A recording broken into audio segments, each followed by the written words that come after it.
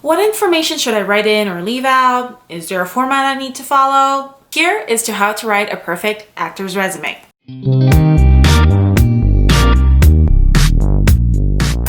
Hello! Welcome back, this is Jo, and if this is your first time here, welcome. I am a Chinese actress living in Hollywood North, chasing the big dream of getting that Golden Man Oscar. Your resume is the perfect opportunity to show the highlights of yourself as an actor and your experiences in the industry. While your headshot shows what you look like and the types of role that you can play, your resume shows what you can do skill set wise and your experiences that you have accumulated or is currently accumulating on set. So if you don't think that you look particularly eye-catching, it is time to show off all the languages that you speak, the martial arts that you can do, all the wonderful sexy accent that makes you. It's really like dating, isn't it? What to include in your resume and how to format it. Here's a basic format for a professional acting resume. In the header section of your resume is where you put your name and your contact information, which will change from your personal one to your agent's contact information once you get signed. You can also add your personal stats such as height, eye color, and hair color. In the credits section of your resume is where you list out your performance experiences. In this series, we are focusing on the root of film and television acting.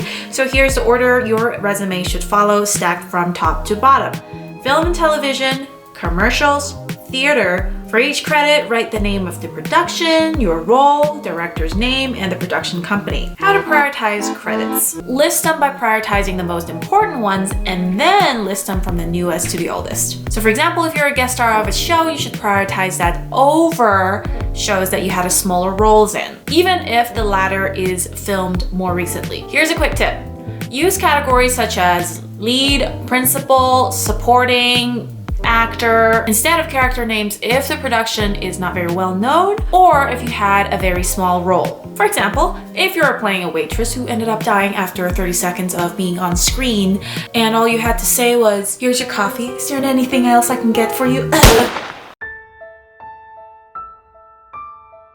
It sounds nicer to call it principal role instead of dying waitress. I played the role of schoolgirl cat in one of the episodes of The Detour. So there really are some weird names for characters if you're just gonna put that in your resume. But if you're just in the beginning of your career and you have not accumulated a lot of credits just yet, do not fret.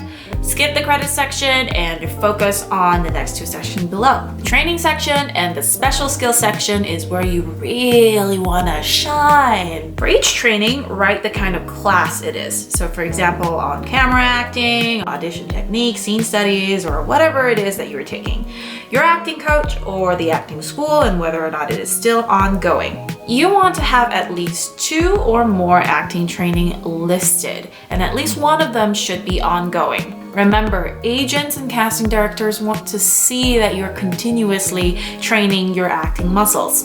You can add your degree as well if you specialized in acting back in school. Special skills section, martial arts, dancing, singing, languages, accents, horseback ridings, whatever it is, this is where you put it in. Write your skill set and a proficiency of your skill beside it. So if you speak Chinese, for example, write beside it whether it's native and fluent or conversational.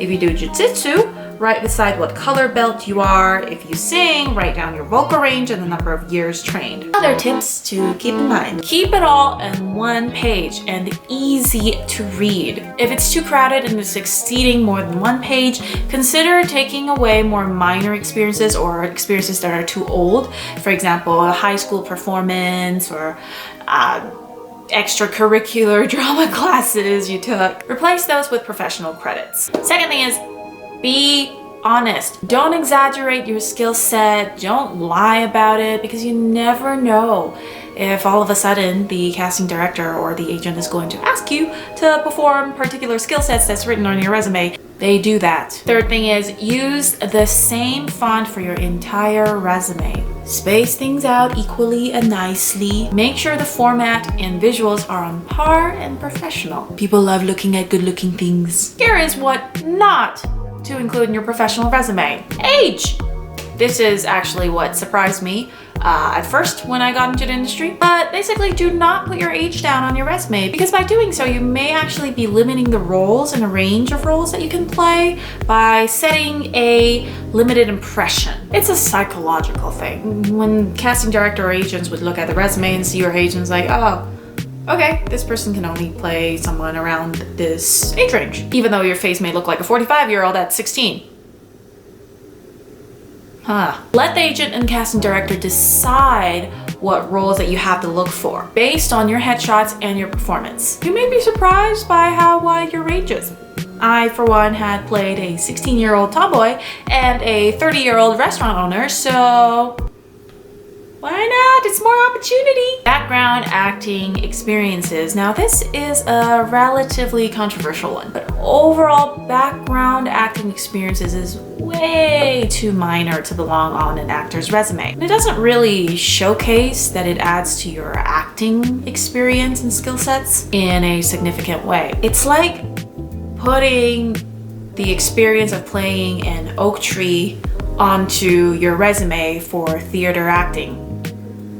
Just, yeah. It is beneficial to bring that up during your interview with your agent, just to showcase that, hey, you have the experience of being on set and you know how production works and you kind of get the gist of things, just to showcase that you have that knowledge. But other than that, don't write it into your resume. Substitute that with emphasizing your skill sets that you know, or student film credits if you're just starting out. That's the video for today. Let me know if you have any questions or any comments on the comment section down below. If you like this video and you want to follow my journey to the Golden Men Oscar as I paddle through this Asian representation wave in the pandemic into Hollywood, like, subscribe, and click the notification button. I post videos on Fridays, and I'll see you next week.